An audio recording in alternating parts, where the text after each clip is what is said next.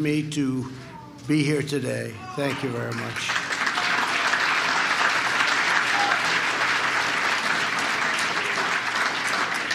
Together, we're committed to protecting the American people, preserving American values, defending America's heritage, and keeping America safe, strong, prosperous, and free.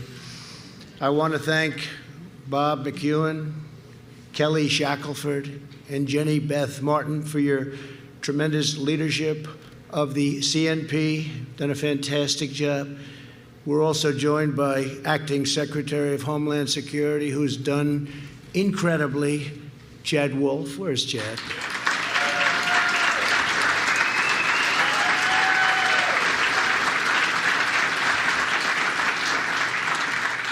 Thank you very much, Chad. You're right in the heart of it, and got some big things coming. Very big things. Good job. Also, Lieutenant Governor, a friend of mine, Dan Patrick of Texas. Dan, wherever you may be. What a great guy. Great family, great son, doing a tremendous job as U.S. Attorney. And many other state and local officials. I want to thank you all for being here. We have a lot of horsepower here, a lot of firepower, you might want to say. But over the last week, the Democrats held the darkest and angriest and gloomiest convention in American history. They spent 4 straight days attacking America as racist and a horrible country that must be redeemed. Joe Biden grimly declared a season of American darkness. And yet, look at what we've accomplished. Until the plague came in, look at what we've accomplished. And now we're doing it again.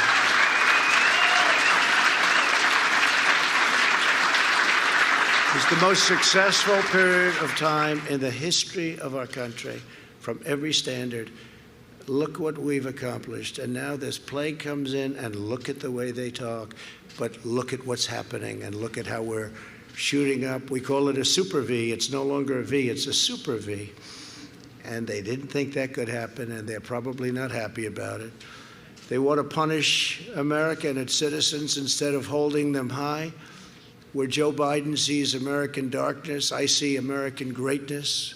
We've seen heroic doctors and nurses racing into action to save lives.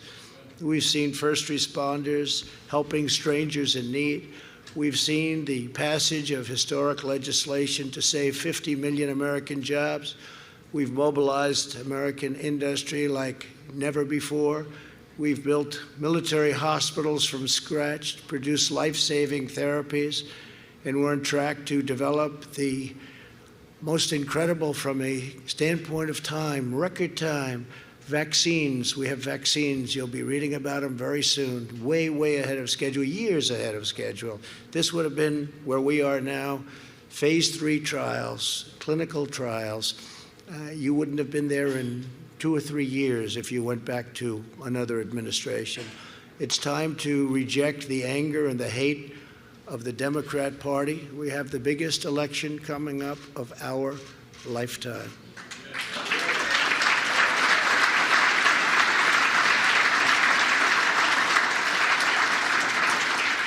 No party can lead America that spends so much time tearing down America. But the biggest part of last night's speech was what Joe Biden didn't talk about. He didn't talk about law enforcement. He didn't talk about bringing safety to Democrat-run cities that are totally out of control and they have no clue. China was never mentioned in any way, shape, or form. China will own our country if he gets elected. They will own our country. And we're not going to let that happen.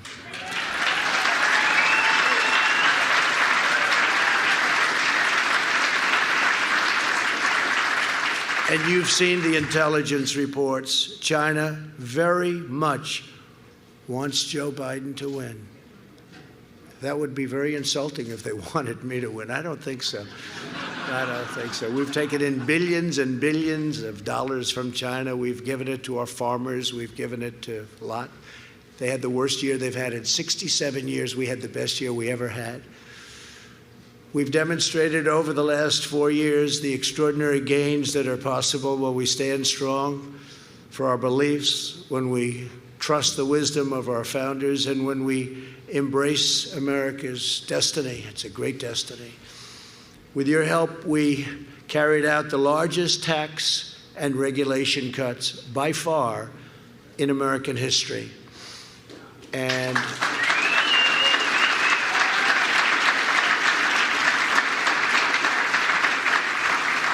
they now want to quadruple taxes, and they want to quadruple and beyond the regulation cuts. And when we say tax and we say regulation, and you say, oh, tax cuts, that's so wonderful, but the people in this room that are the heads of industry, you have some very powerful people in this room, they know that the regulation cuts may have been even more important than the biggest tax cuts we've ever had.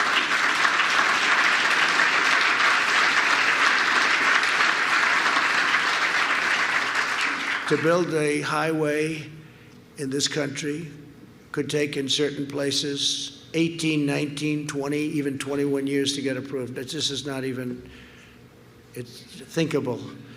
And we've got it now down to 2, and we'll have it down to probably 1. And it may get rejected for safety reasons or for environmental reasons. That's okay, it may happen. But we have it down, we will soon have it down to 1 year from as much as 21 years. We have cases that have just been disastrous. So I just wanted you to know some of the little details, but that's what we're working on. We'll have it down to 1 year to build a highway. You can do it all in 1 year. It doesn't have to take 21 years. And cost 100 times more. Literally, I've seen 100 times more.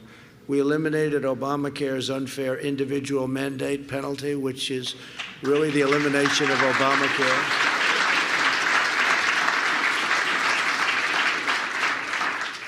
And to give to critically ill patients access to life-saving drugs. We passed a thing called, and hopefully nobody in this room will need it, but if you do, it's right to try. We have the greatest medicines, the greatest doctors and labs in the world, and we have things that won't be approved by the FDA for a little while, although I've cut that time now down in half. It used to be 12 years. Now we've cut it down in more than half. And you see that with the vaccines, you see it with the therapeutics. But right to try, where we have the right to now go in and use some of these very promising drugs, and the response has been unbelievable. What's happened and the lives saved have been really incredible. People used to leave for Asia, they used to leave for Europe, they used to leave for other places all over the world, or they'd go home and die. They'd go home and die. If they had no money, they'd go home and die, which is most people. Now they sign a very short, simple document, and they have the right to try, and it's given them hope, and in many cases it's given their life back. So it's been a great thing. These are things that nobody talks about, but it's they've been trying to get that approved, by the way. Not as easy as it sounds. It's complicated because you have the insurance companies and the doctors and the hospitals, and the country itself doesn't want to get sued. And so not very easy. But they've been trying to get it approved for 41 years. They've been trying to get that. That's just one of many, many things that we've done for 41 years. To provide our amazing veterans the care they deserve, we passed VA accountability and VA choice. Many, many decades they've been trying to get both.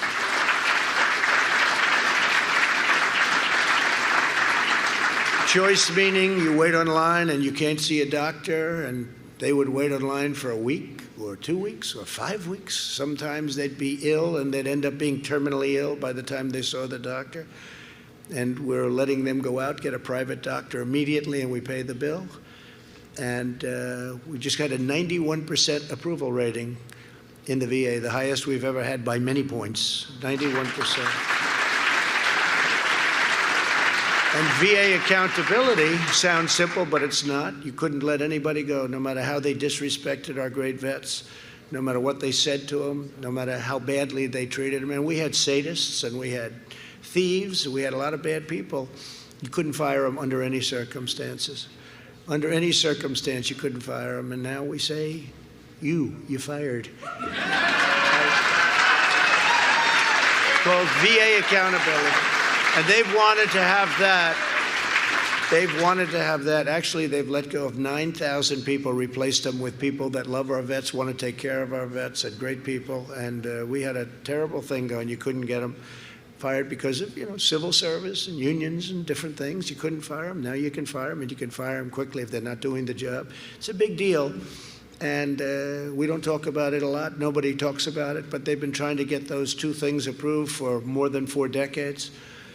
And now they're done, and they're approved. We ended the Obama-Biden administration's war on American energy, and the United States is now the leading producer of oil and natural gas anywhere in the world. It's a big thing.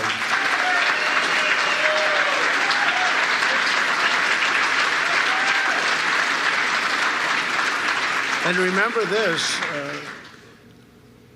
if you look at what they're doing, Biden, he wants to end fracking, end petroleum products, end petroleum, no natural gas, no nothing, end everything, and that's it. How does that work in Texas?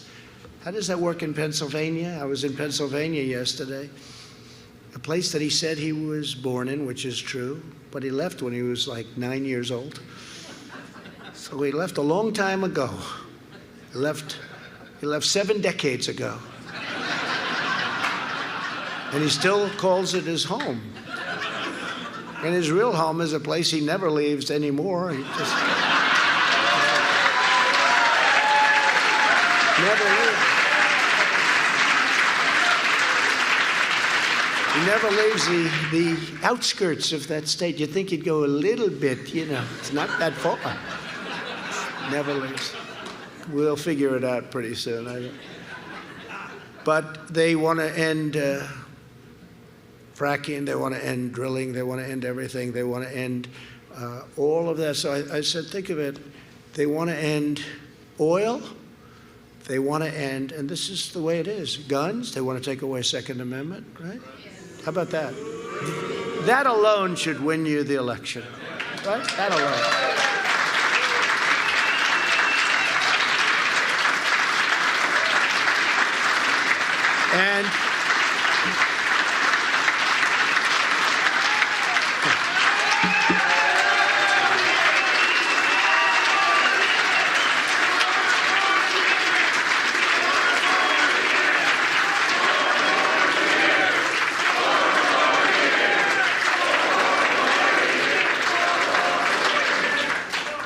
And I protected your Second Amendment. Did you think that was easy for the last 4 years? Everyone said, oh, look, he's wilting, he's wilting.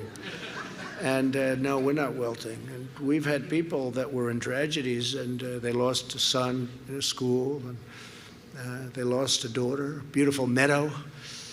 And that gentleman's been a friend of mine. He knows exactly who I'm talking about. Beautiful Meadow. They're totally in favor. They've actually gotten hard line on Second Amendment. It's not one way. It's an incredible thing to see, actually. But we held totally strong, and it's always going to be with us. But if they get in, they will absolutely either obliterate it to a point of no return or actually terminate it. And I have no doubt about it. I have absolutely no doubt about it. And it's something we can't let happen, such a big part of our security and our safety. And your entertainment and all, but I say security and safety probably first, right? And God, it's an attack on God, it's an attack on religion. Did you see the man that got up and sang a very, very special phrase from a very, very special thing? And he left the word God out. And I was watching, and I said, oh, he must have made a mistake. I didn't think that he left it out. I thought maybe he, that can happen. Maybe he made a mistake. He didn't make a mistake. That's where they're coming from. He left the word God out, and that's where they're coming from. I withdrew from the one-sided parrot. If you see it, the Paris climate, I call it the Paris climate disaster. This was a way of taking advantage of the United States. We wouldn't be able to drill, we wouldn't be able to frack, we wouldn't have energy. Russia went way back into the dirtiest years. China didn't even come into it until 2030 or 2035, and when they did, they came in very lightly. We came in immediately, and we would have had to close down many, many businesses in order to achieve the goals that they set, which are totally unrealistic. It was a disaster. And it's an amazing thing. When I did that, and when I did a couple of others, environmental bills, the Clean Waters Act, how about that? It sounds so beautiful. The name is so beautiful. In fact, when I did it, I said, I'm going to be killed on this one. And I did it. And I was surrounded by farmers and developers, builders that build houses and others. And they never cried. They're very strong people. They never cried a day in their life. They were almost all crying. I said, what was this big, strong guy? What was the last time you cried? I can't remember, sir. I gave them back their life. You know, that took away, right? That took away their life. And what we did in Minnesota with the iron ore, people came up to me, they said, you gave us back our life. Obama wrote it out. Iron ore, the best in the world. He wrote it out. We gave it back to them. We went up to Maine. We gave them back their lobsters.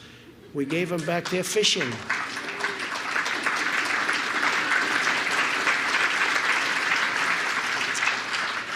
5,000 square miles. Think of what that is. Take 1 mile, mile by mile, and now you add 5,000. As big as the ocean is, that was a big chunk right off the coast of Maine. The whole thing is like lobsters and fishing, and nobody does it better. And they were not allowed. It was a monument, called a monument. I said, a monument to what? I said to when I was up in Maine 2 weeks ago, I said to people that their whole life was lobster, fishing, you know, the different things, and they're the best. I said, what happened? He said, he took away our everything. I said, how does this area compare to other areas? He said, first of all, it takes a long time to get to the other areas. This is so big. But second of all, this is the best there is in the world. And he doesn't let us use it. And I said, and yet you vote Democrat. And it's hard to believe. It's like Israel. Look what I did for Israel.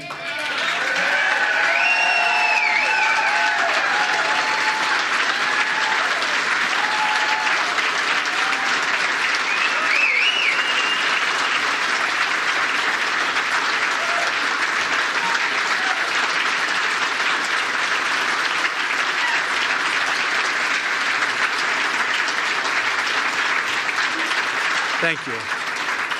But it's amazing to me because nobody's been worse to Israel than President Obama and Biden. Nobody. Nobody's been worse. Look at the Iran deal. It was the worst thing that ever happened to Israel. And they never moved the embassy to Jerusalem, thereby making Jerusalem the capital of Israel, which I did, and neither did any other president. And I understand why. They campaign on it, campaign. Every president said they were going to do it. No president did it until I came along.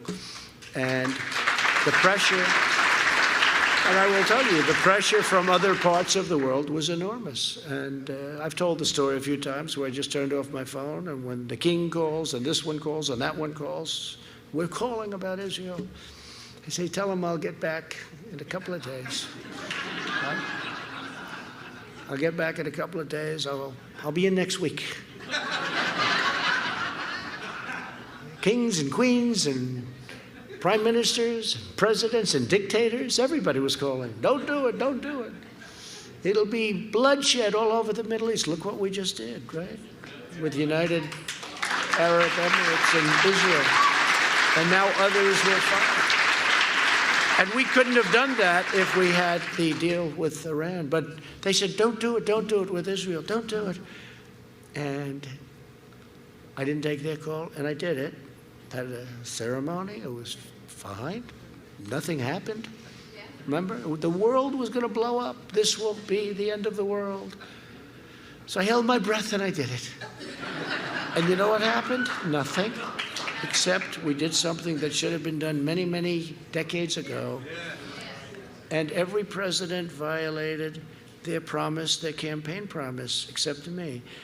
And I did it. And by the way, I added in Golan Heights. That was a big one, too, by itself. And I did it. And, you know, it's incredible. I'd then call up these heads of state, many of whom are friends of mine. I get along. Actually, you don't hear this from the fake news back there. There's a lot of press. A lot of press. But, you know, you don't hear this from the people back there. But I actually have very good relationships with with leaders, with many of them, and some of them just take too much advantage of our country, including some of our so-called allies. You know, some of them are the worst for taking advantage of us. But you don't hear that. Then, so what I did is I called some of the leaders the following week. Hi, how you doing? What's up? Oh, we wanted to talk to you about Israel, but you already did it. I said, oh, I wish I got to you a little bit sooner. But that's easier. That's easier than having somebody asking you over and over, please don't do it. But I could see there was a lot of pressure. I never understood why it wasn't done. It wasn't done because there's tremendous pressure put on the President of the United States by many other countries, much more than you would think, and different countries than you would even think. Countries that you wouldn't think even cared about it were calling, asking not to do it. So we did it, and it's been really quite historic, I guess. And I could run in Israel, and I think they said probably a 98% approval rating in Israel. So it's been good. And you know who appreciates it the most are the evangelical Christians. They appreciate it the most.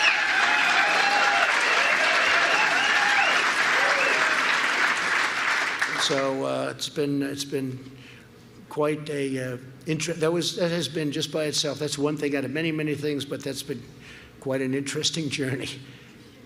But we also took historic action to stand up to China's trade cheating and plundering. You know that? We had the best year we ever had, and they've had the worst year they've had in 67 years. I wonder why. And I don't want them to have bad years, but there's been nobody that has ripped off the United States like China for so many years. How presidents before me allowed that to happen, and especially the one just before me. And Joe Biden, with his son walking out with $1.5 billion to manage, meaning millions of dollars a year in fees, is a disgrace, okay? Is a disgrace.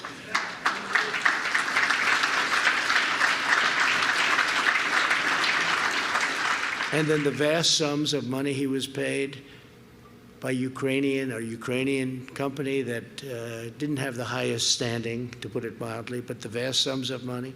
If that ever happened to a Republican, they would have been in jail a long time ago. It's such a double standard, I can't tell you. This whole thing with all of the things that happened, the deep state, you can believe it, you don't have to believe it, but it's very unfair. And I will say that if a Republican ever did what Joe Biden did with calling off the prosecutors, or you're not going to get $1 billion, and he's on tape. It's not like, oh, gee, I mean, he's on tape. We wouldn't have had a chance. It's a disgrace. The double standard is a disgrace. And hopefully it'll be brought back to fairness. And remember this, they spied on my campaign and they got caught. They can say what they want. This FBI agent has just now, first one, admitted, that's the beginning, hopefully, of the falling castle. But he's admitted that he forged documents. He changed documents, reversing them. And he admitted it. So let's see what's going to happen over the next, hopefully, short period of time, because it's been unfair that we've had to wait so long. That was so obvious for a long time. And it should never be allowed to happen to another president again, that I can tell you. And that's for the good of the country, not for me, for the good of the country. Within 3 years, we replaced Nafta, which everybody said was impossible to do, with the brand new and really pro-America USMCA. It's a whole different ballgame. And we don't want to lose our companies to Mexico and Canada. And this puts a tremendous price tag on doing that. If they want to do that, they won't be doing that. In everything we do, my administration is fighting for the American people and delivering one victory after another. We have appointed more than 230 federal judges. We expect to be perhaps over 300 federal judges by the end of the year.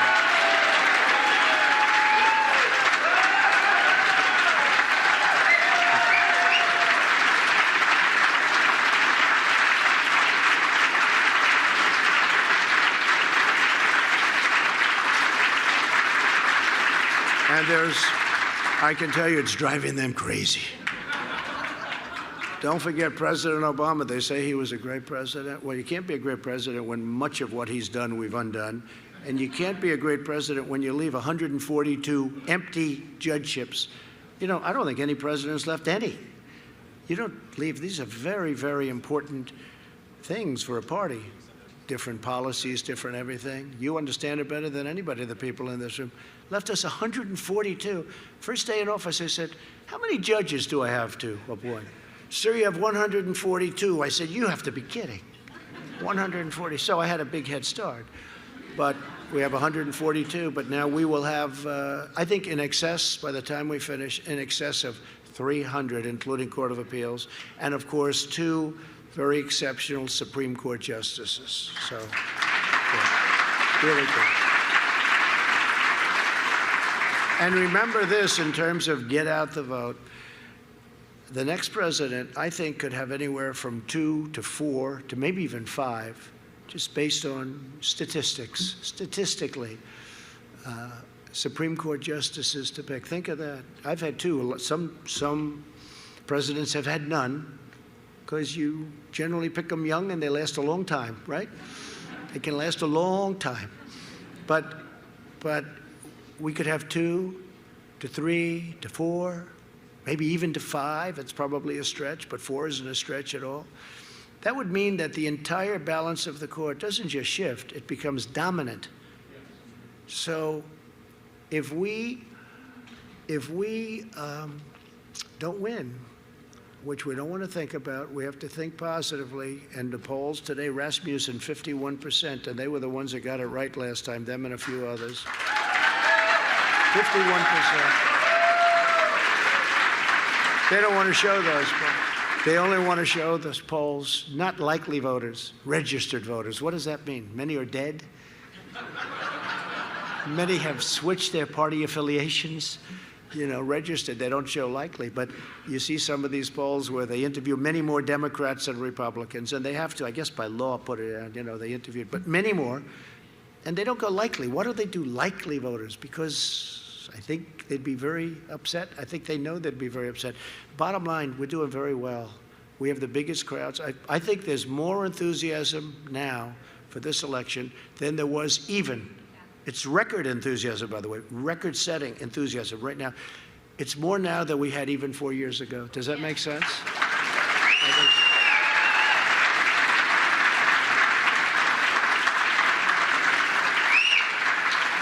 And we had the same thing 4 years ago where they say, but now we've done so much. You know, this is easier in many ways. We were sailing, by the way. Without the plague from China, this thing was over. This was over. We were sailing. But that came in, and then you have to prove yourself again. So now I have to prove myself again. But we're doing that. We're building up the economy. We're way ahead by every poll, even the fake polls. We're way ahead on the economy, which is very important. But we are. I mean, think of it. You prove yourself, you're in this, and now you have to do it again. But that's what we're doing. We have the V. We have the super V we can talk about. But with the help of countless faith leaders, many of you are in the room. We appreciate it. We passed historic criminal justice reform.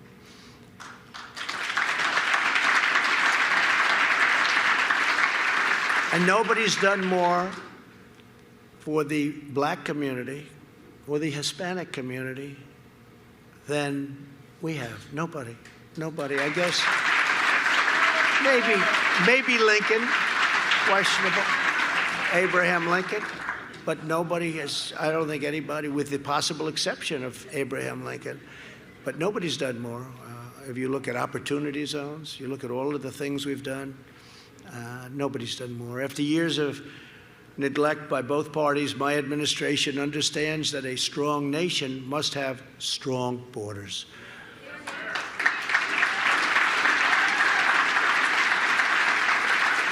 By next week, we will have gone up to over, as I say, 300 miles. That's hard to believe, and that was tough. They didn't want it. Do you notice now that we're building it, you don't hear about it anymore?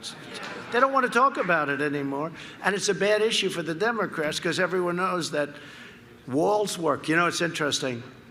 no matter with all the technology and all the changes you see, you don't recognize a computer from 5 years ago. It's not even recognizable.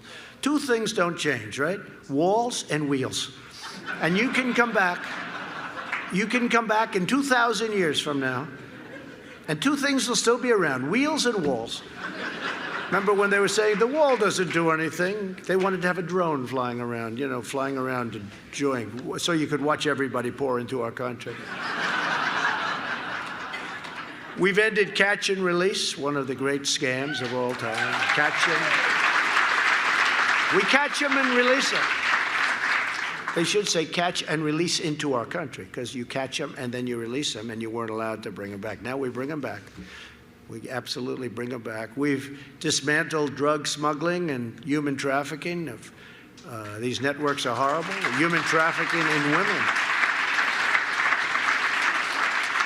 which has turned out, you think of it as almost an ancient crime, but it's not. It's bigger now all over the world than it's ever been because of the computer, because of the internet. It's bigger now than ever before.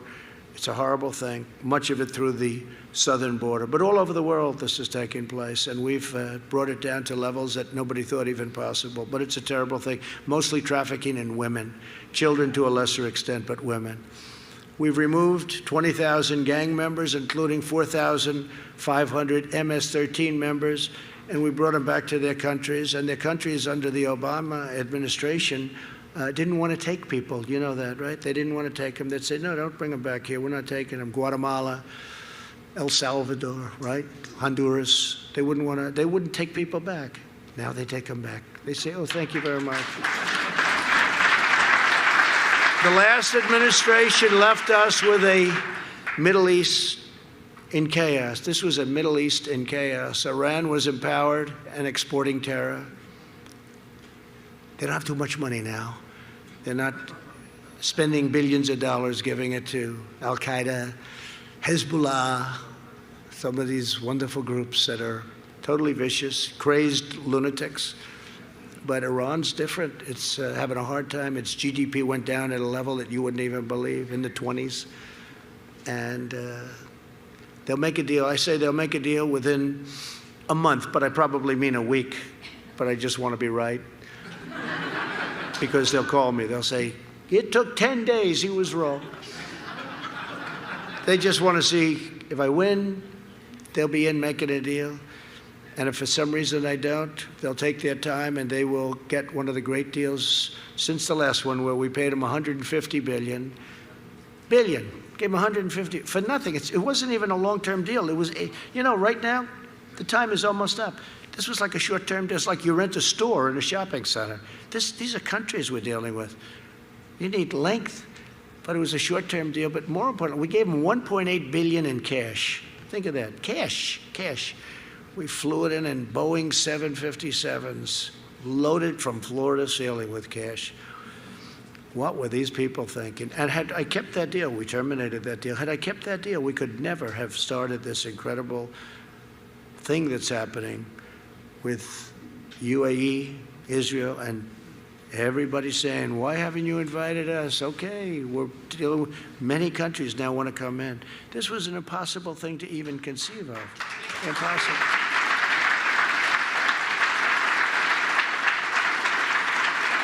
Even Tom Friedman at the New York Times gave us an A+. Can you believe it? He couldn't even believe it. I wouldn't say he's been a big fan. But the New York Times gave us the best editorial I've had. I can't even believe it. I'm surprised they did. I'm sure they've changed it by now. When somebody got in, they said, who wrote that editorial? They probably lost their job. But Tom Friedman actually wrote the editorial. It was very fair. It's true. He couldn't believe it. It's gotten great reviews from everybody. Wall Street Journal, Washington Post. Can you believe that one? Everybody gave it. And we couldn't have done that deal had we stayed in this horrible deal done by John Kerry, who just had no clue as to negotiation. He never got up. They would tell him, we want this, we want this, we want this, and he'd sit there and he'd agree to everything. Sometimes you have to get up and walk. He never got up and walked. Once he rode his bicycle, remembered he was in an accident. I promised at 73 years old, I said, I'll never be riding a bicycle. He had the helmet, he had the names, the insignias all over. He had insignias like, like he was a 20-year-old great cyclist from France. So that delayed him about 2 months. They said he just got hurt in a bicycle accident. What? It's not a good accident when you're... So I promised I wouldn't do that. I might get hurt, but I'm not getting hurt riding a bicycle. But if you look at the Obama administration, ISIS was rampaging all over. I've defeated 100% of the ISIS caliphate in Iraq and Syria.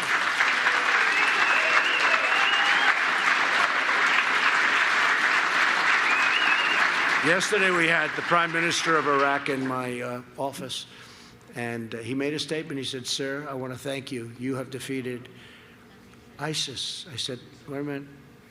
When you say that, nobody ever says that. Those people back there don't say it. What do you mean by that?" He said, "You." I said, "Do you mean Obama? Do you mean the United States?" "Sir, Obama, it was a disaster. When you took over, ISIS was in 30% of our country. You came in and you defeated." I said, "Would you please go public with that?" So he said, "I would." He would, but it's true. I mean, we defeated 100% of the caliphate, and we turned it all around. We rebuilt the United States military, $2.5 trillion. We have a brand new, beautiful military.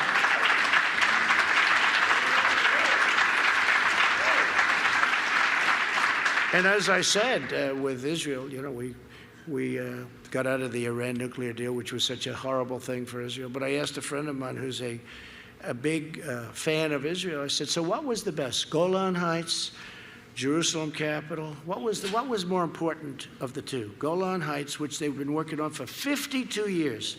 Recognition of Golan Heights for Israel, right? 52 years. Planes would fly in. They'd have summits every year or two.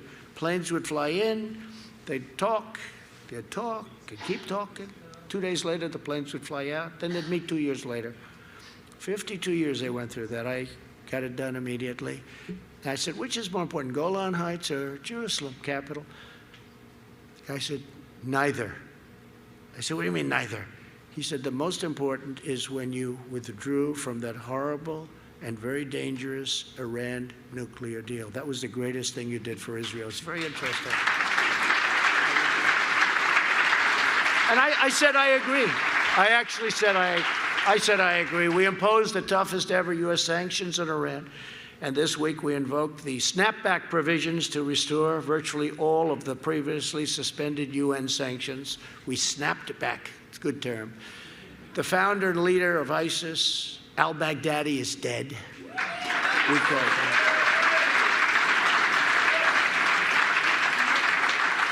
And the world's top terrorist, probably over 50 years, the top terrorist, Qasem Soleimani, is dead.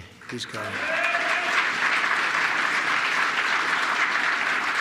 But the more success that we've achieved, the more unhinged the radical left has become. Anarchists and violent mobs have rioted in our Democrat-run cities, attacking our police and tearing down statues. And as you know, I signed a clause. I got an old bill, when they used to do powerful things, when they knew what the hell they were doing. I took an old bill and I gave a nice, beautiful, brand new executive order. It says very easily, could you imagine getting this today? You rip down a statue, a federal statue, you go to jail, prison, they use the term prison, you go to prison for 10 years. Stop. And I remember there was a big march on Washington. They were coming in to knock a lot of statues down. And they even had Thomas Jefferson planned. That was in their planning. No thanks. George Washington. They were even thinking about Lincoln. Lincoln did sort of a pretty good job, right? But they were talking about anybody. I don't even know if they knew what they were doing. It was just wild and out of control. But I signed this, 10 years in prison if you knock down a statue. We have people right now in jail that are going to trial, by the way, and that was from previous to me signing it. But if you remember, that was a big thing 2.5 months ago. You know when I signed it? 2.5 months ago. 2.5 months ago I signed it. we haven't had a problem since. They say, you know, we want to knock down that statue, but you know, 10 years, let's see, 10 years, that's a lot of time. That's a lot of time. Which tells you that, you know, laws, if properly utilized, can stop all of this madness, and that's why we have to give our great police back their dignity and their power.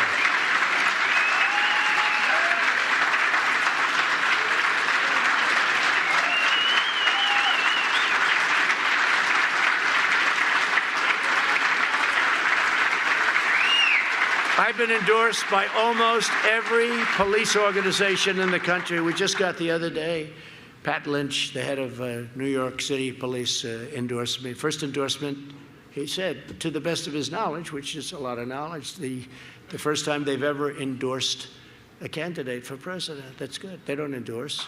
The first time ever. All the sheriffs in Florida. Dan can tell you all of the law enforcement in Texas, right? All of the law enforcement in Texas, Dan, so it's good.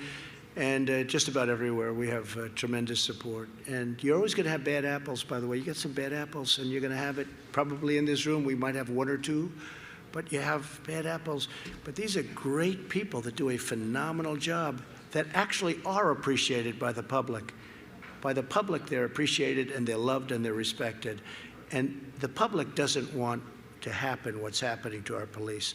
They took away their dignity. They took away their right to do the job that they want to do. And they're doing the job now. And for me, they do the job. And you look at most cities in our country, you know, crime is actually down. You look at Chicago and you say, how's that possible? You look at New York, what's happened just in a short period of time. But we're with them and they're with us, and they've done a fantastic job, right? So the future of our country, and indeed our civilization, is at stake on November 3rd. Earlier this summer, murders rose by 29% in New York City, 33% in Philadelphia, 53% in Chicago, 133% in Minneapolis. These are all Democrat-run places. These are Democrat-run, I might say radical left Democrat in some cases. But these are people that don't have any clue what they're doing. They have no idea. I don't even think they know that it's bad what's going on. You know, you'd almost say they're trying to defend it. It's incredible to hear them. But that's why I launched Operation Legend, which has led to the arrest of 1,500 criminals since July. And the radical left spent 4 years trying to illegally overturn the last election. They're still trying to overturn Hillary Clinton. Remember the Hillary Clinton, will you honor the election? Right? The results of the election. That was Hillary Clinton. And she should have asked that question to herself. She's like a crazed lunatic. She's a lunatic.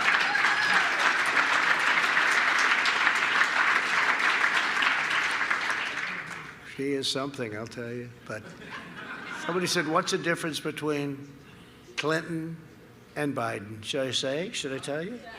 Well, Clinton's much smarter, but not a likable person. Joe is not nearly as smart, but he's more likable. So, you know, I don't know.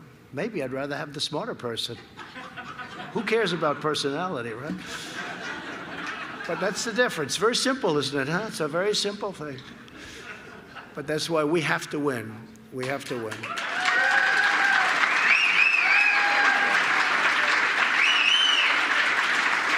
So now the Democrats are planning to permanently alter our political system so their control is never threatened again. They want to pack the court with radical left justices, abolish the filibuster, which frankly I wish we did it, because I said they're going to do it, so we might as well get there first. But I couldn't get a couple of people to go along with me. But, you know, my attitude was Schumer's going to do it. They all said, no, he'll never do that. He'll never do it. Guess what? They're doing it. They're doing it. And as much as we've done more than anybody has ever done in 3.5 years. But you know what? As much as we've done, we would have done more had we done that. Because getting those extra 10 votes was almost impossible with these people. Almost impossible. So I wish we had done it. I wanted to do it, but we had some obstacles.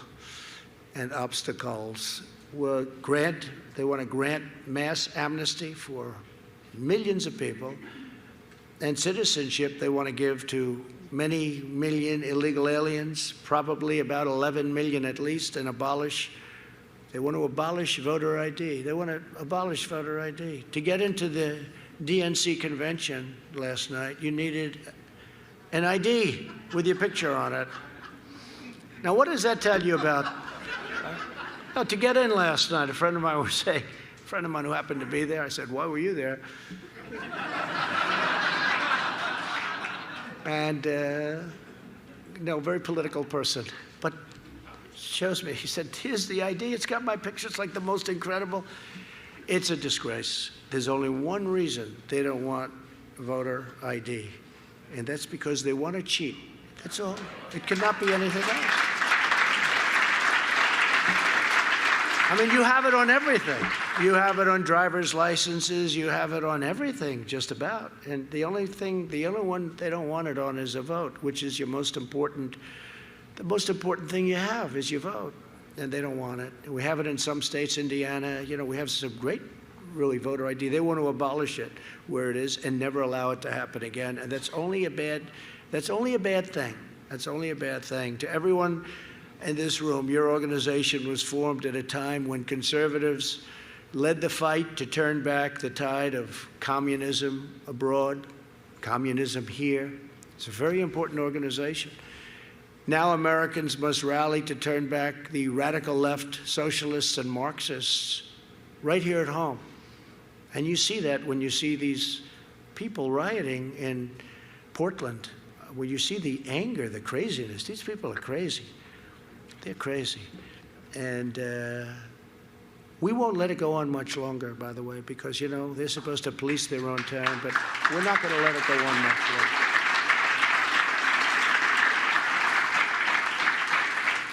Because at some point we have to say, okay, you've had enough time to police your town. And by the way, they have good police.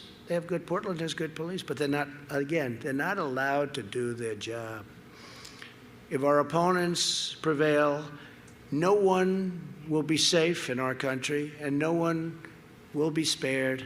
No one will be spared, including the people that help fund. They think they're going to be best pals. They're not going to be best pals. They'll be terminated just like many others. I'm the only thing standing between the American dream and total anarchy, madness, and chaos, and that's what it is. I'm representing you. I'm just here. And I'm not sure it's an enviable position, but that's what it is. That's what it is.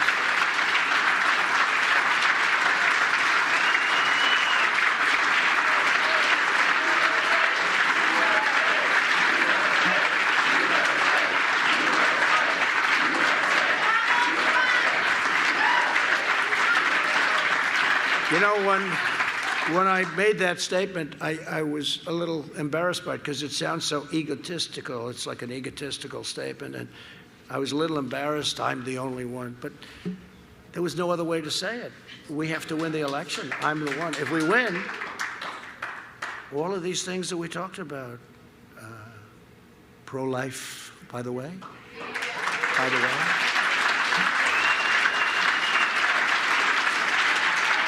Second Amendment, by the way.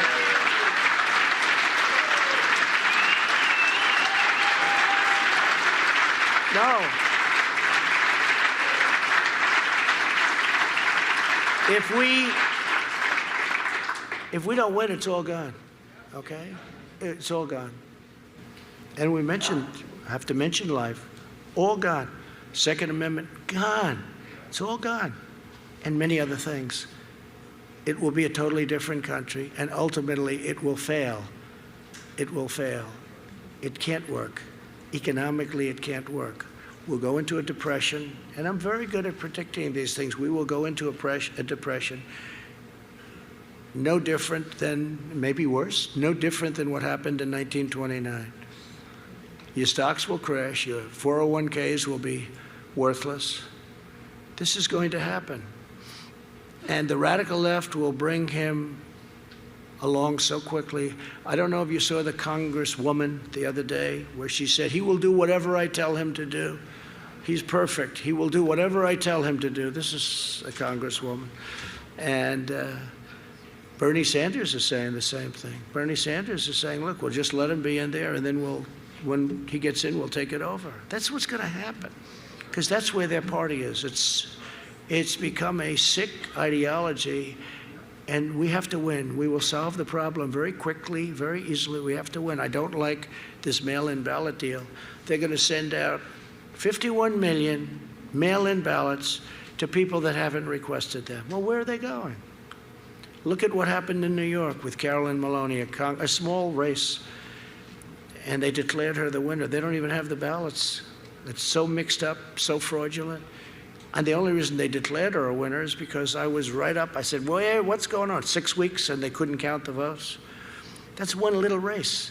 What's going to happen when you have 150 million votes and you have 51 million votes? Think of it. They're going to send out 51 million. It could be higher than that. 51 million votes, no signature verification on many of them. In Nevada, no signature verification. In New Jersey, no signature verification. In New Jersey, the governor passed it and didn't even have the legislature approve it. He did it with an executive order, which is interesting. I mean, how do you do this? But think of it, you don't have to know anything about politics. You don't have to know anything, just common sense, right? And a lot of you are great business people. 51 million, it's not an absentee ballot where you request it, they send it, you send it back. It's good, like in Florida. This is 51 million people are going to get ballots to send in. So if it's them, let's say, that are doing it, and it's mostly Democrat states that want it, and they're Democrat governors, they're going to send them to certain areas, I guess, right? I guess. So people are going to be getting them and said, oh, all right, that's fine. And they'll send them back. And some of them, harvesting is allowed. That's where you harvest them all together. In Nevada, harvesting's allowed. So they'll go all over the world and they'll get people to sign them. Hey, you used to be here. They'll go all over the world, and they'll harvest them, and they'll drop thousands of them on a table just before the election. The other thing is, if you do this, you'll never have an election count on November 3rd. You know the way we enjoyed, I'm not sure they didn't enjoy it. But you know the greatest evening ever was 4 years ago, right?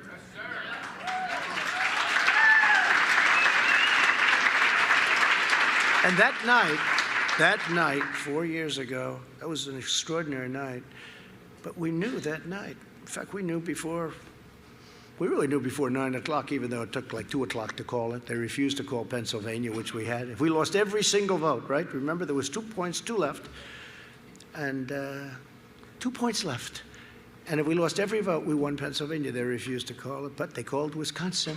They called Michigan. They called places that haven't done really very well for Republicans. But, you know, if you look at Michigan now, we're building many car plants. They hadn't built car plants in 42 years. We're expanding and building car plants. I mean, a lot of good things are going to happen. But you're not going to be able to know the end of this election, in my opinion, for weeks, months, maybe never, maybe years, but maybe never. Because once you go past the first week, you're never going to know what's going to happen. They're going to be taking them and hiding them. You saw what happened in Broward County in Florida, where they were every day 10,000 gone, 10,000. Rick Scott, he was great, the way he did that.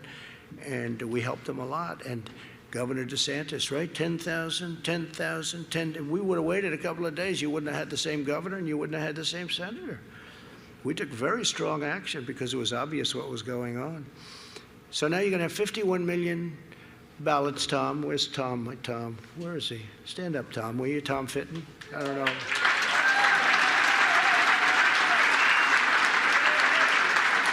He does, that's Judicial Watch. They do a fantastic, I don't know if everyone agrees, but I do. They do a fantastic job. I wish he had more help.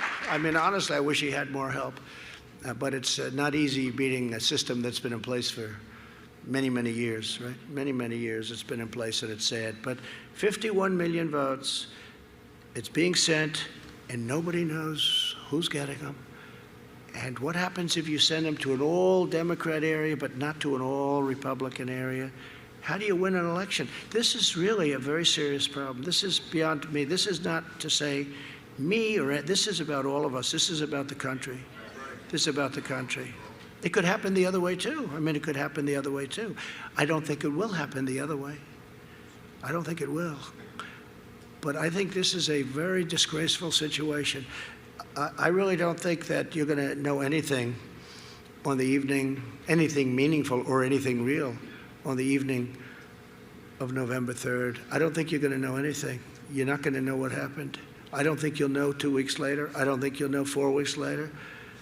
And I don't know what's going to happen. You know, there's a theory that if you don't have it by the end of the year, crazy Nancy Pelosi would become president. You know that, right? No, think of that. Think of that. There's that mad theory, too. You have heard that theory. Now, I don't know if it's a theory or a fact, but I said, that's not good. That's not good. No, there is a theory that if you don't have it, and that's part of their whole act, that if you don't have a choice, that the Speaker of the House becomes president. And that, I think, goes into effect either on the 20th or the 1st. And put that in the hopper, add that to everything else. It's a disgrace. They know it's filthy, dirty. Paterson, New Jersey, Virginia, New York, many, many cases all over the country. Just recent, I'm talking about recently. And it's not even the post office, although the mailmen become very popular people, I have to tell you that. That's happened too. That's happened too, even mailmen. But think about what they're doing to our country when they do this. We voted in World War I.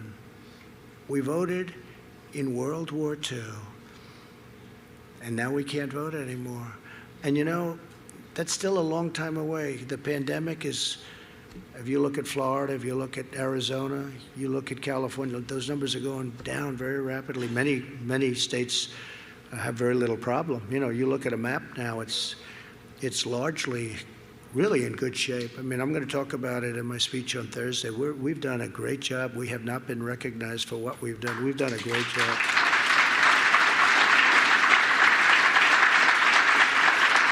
So in 2.5 months from now, we'll be in, good shape, and we're going to be in really, I think, potentially really good shape. And we can't let this happen to our country. It's called universal mail-ins, okay? Universal. They like the word universal because it explains it. I don't know why. I personally don't like the name. I just call it mail-in. But we want to distinguish it from absentee voting, which is okay, which has gone on for a long time, and we're prepared for that. But we're not prepared for this, 51 million ballots. It will be a tremendous embarrassment to our country. It'll go on forever, and you'll never know who won. So I say that for you. I say it for the cameras because I assume that goes out. But I will tell you that this is a very serious problem for a great democracy. This is a very, very serious problem, and something has to be done about it. And they're being sent almost as we speak. People are going to get ballots that had no intention of voting, that maybe shouldn't be voting, that maybe aren't, and they say the computers will pick it up. The computers are going to pick up nothing. They're going to pick up nothing. You'll have double voting where they send in a ballot and then they'll go and vote. That's going to be a big problem. They'll send in their ballot and they'll vote too. They'll send in the ballot and then they'll vote. What are the chances that some states so efficiently run? Oh, gee, you can't vote. We just got your ballot last night at 7 o'clock. I mean, think of how ridiculous it is, right? Common sense. I say this for the media. This will be the greatest catastrophe, one of the greatest catastrophes in the history of our country. That's how serious it is. And they also think I'm trying to steal an election. Just the opposite. I want the fair results of an election.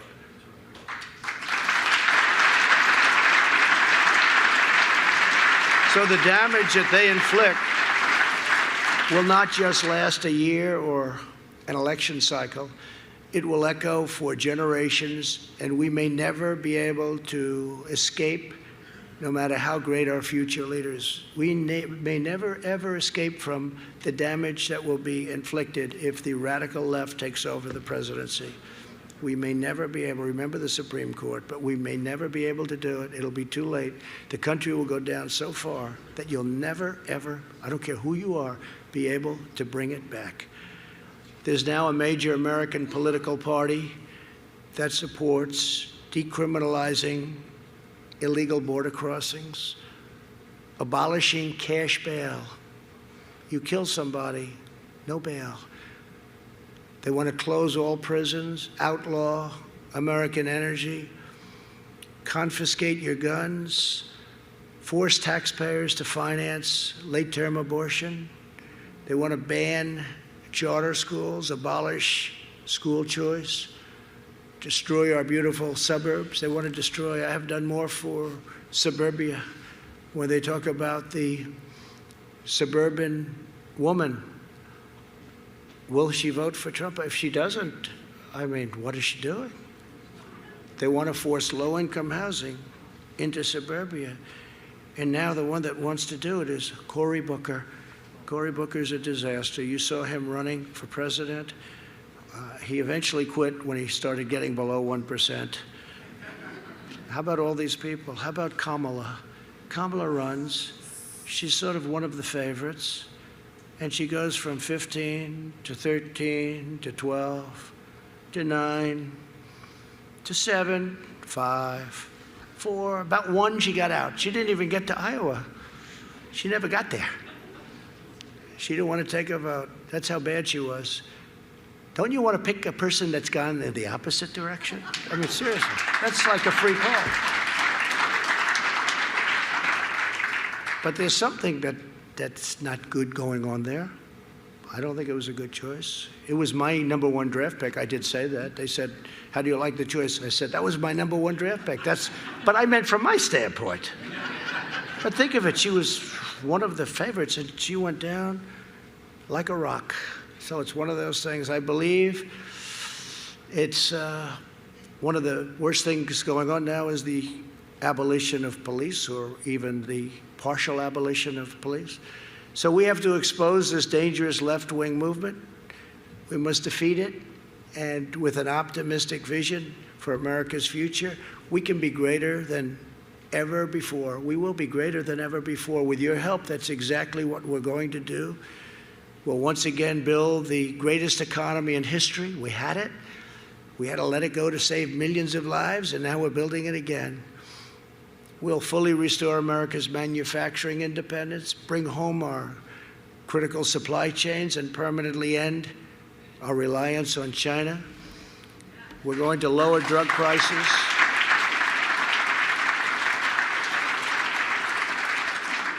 We're going to lower drug prices at a level that's never been lowered before. You know, I'm the only president in 51 years that lowered. Last year, drug prices went down a little bit. Not much, but a little bit.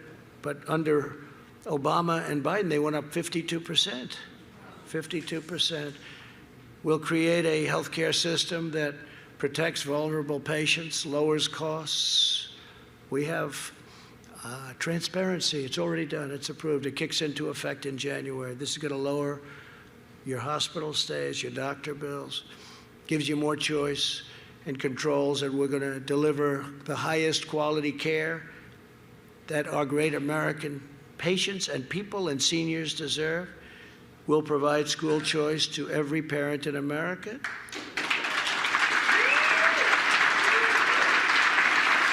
We'll appoint more conservative judges and justices.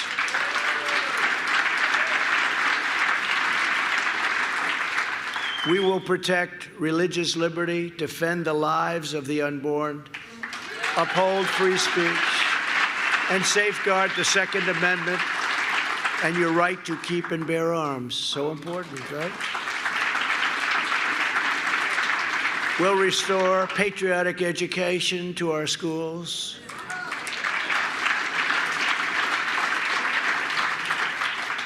I mean, what they're teaching students today is incredible. They come home, it's like a different world. What is it, 16, 19 now? All of a sudden they change. Now they're thinking about making another change because they don't like that. But I don't know, so I guess 1492, Columbus discovered America, 14. You know, that's what we all, 1492, Columbus discovered America, right? That's what it was, right? Now they want to sort of get that, and poor Columbus, they're ripping those. Poor Christopher. Except in one tough Italian neighborhood in New York, they didn't get away with it. Did you see that? Did you see it? The anarchists said, let's get the hell out of here. This is dangerous. The anarchists left. No, that was one very tough, great area. We love that area. I know it very well. They started surrounding it. They were all set. They had the ropes going, the whole deal. And all of a sudden, they said, let's get out of here. Great. Christopher Columbus. Can you believe it? Christopher Columbus. We will restore patriotic education to our schools and teach our children to love their country, honor our history, and respect our great American flag.